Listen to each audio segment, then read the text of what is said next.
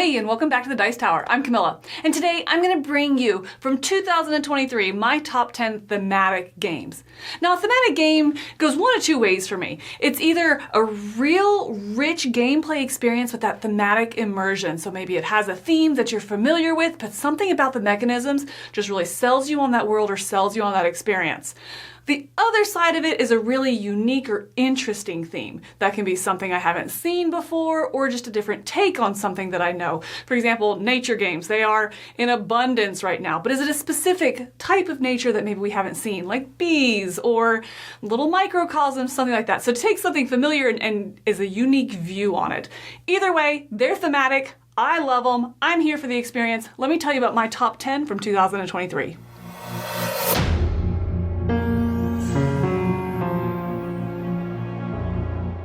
At number 10 is Divinity Original Sin. I have no affinity for this video game. I've never played the video game. That's a lie. I have now played the video game because the board game was such a neat experience that I went and sought out the video game to play. And I've played like 5 video games total, so that's kind of a big accomplishment there.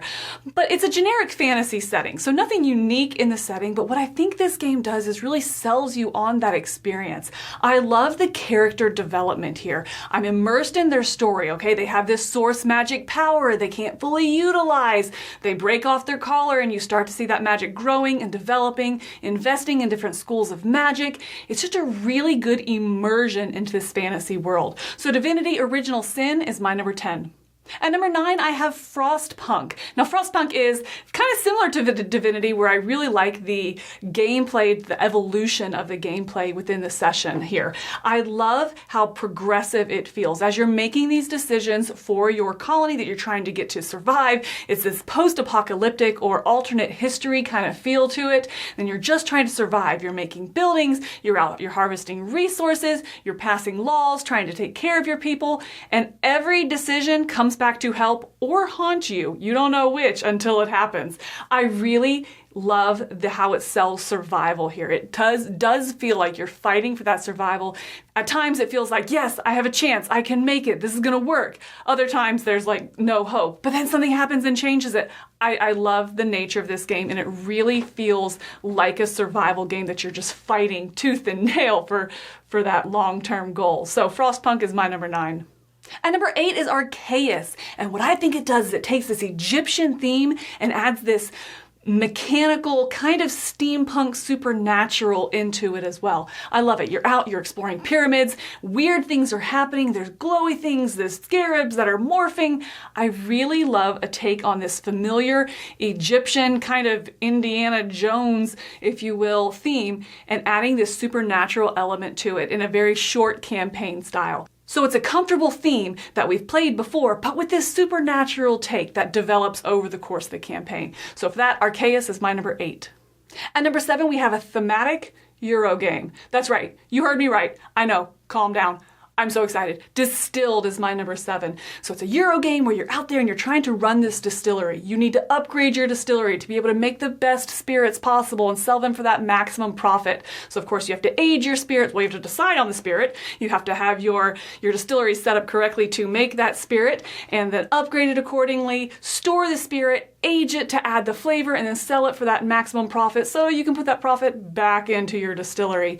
I love all the different elements of the game. It's not just about spirits. It's not just about rum and whiskey and those things. It's about actually managing the distillery in a very comfortable Euro game, but with a high thematic integration. And I love that. For those reasons, Distilled is number 7. At number 6, we have Terrorscape. Now, Terrorscape really impressed me with how much theme is packed in to one gameplay session. And by theme, I mean that terror. I'm often asked, like, has there been any game that has ever frightened you? And I have a couple answers, but it really boils down to not really. Terrorscape is one of those that does, because it is so tense the entire time. And I mean that for both sides of the table. It's a one versus many. And if you're that one, you're trying to deduce where everybody is in this mansion so that you can, kill them. If you're the many, you're trying to accomplish goals and get out. And depending on which murderer you're playing against, there's a complete different set of rules for them that you're having to adapt your gameplay to. I find it very unique, very tense, and just a lot of theme in the individual murderers. And for that, Terrorscape is my number 6. Now, I've been called a lot of things in my life. Never been called a fashionista though, and likely never will. More of like a t-shirt and jeans kind of girl, but that's all right. Battle of Versailles, you don't need to know anything about fashion. It's going to be my number 5. So I guess the Battle of Versailles was a battle of these fashion industries between France and the Americans. The French have their culture and their long-standing traditions, very classic kind of style, while the Americans back then were just really powerful, these power punchy kind of designs. So the Battle of Versailles was a big fashion show where these two clashed to see who would come out on top. This 2-player game puts all of that in a very asymmetric game here. If you're playing the French or the Americans, you have different wind conditions, but you're both working the same runway trying to get celebrities to come in.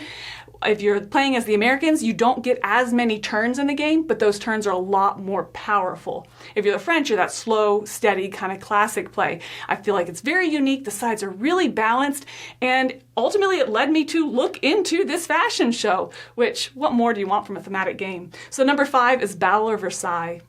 At number 4, we have another history game here, and that's going to be First in Flight. In First in Flight, you are pilots who are trying to build and design the first airplane and go a long enough distance in order to trigger the end game and ultimately score victory, laud, and honor, right?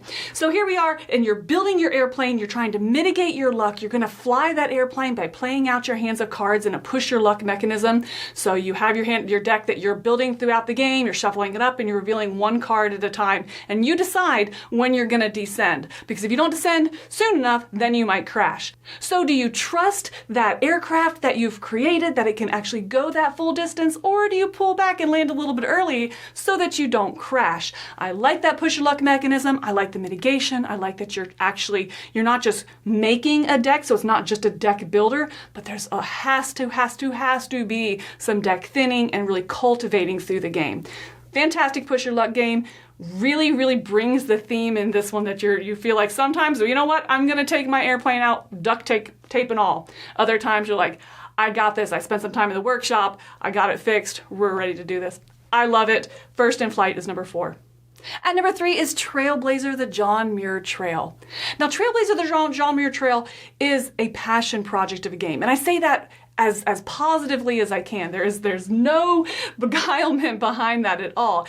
But you can tell that this design is from somebody who loves hiking. They know hiking. You know, from having to gather resources, and what resources are you gathering? Why? For what part of the trail? How that ties into weather, and the weather might change the resources you need, or the part of the hike you're on might change depending on the resources you need. Maybe you're going to take some of these little side trails and go out and see a really pretty scenery, maybe a meadow or a waterfall.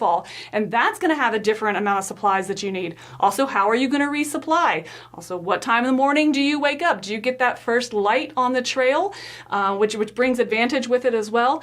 All of these elements are brought into a very good, smooth Euro game. I really enjoy it. You can see the theme in it, and ultimately it just makes me want to get back on the trail again. Somewhere other than Florida. So number 3, Trailblazer, the John Muir Trail.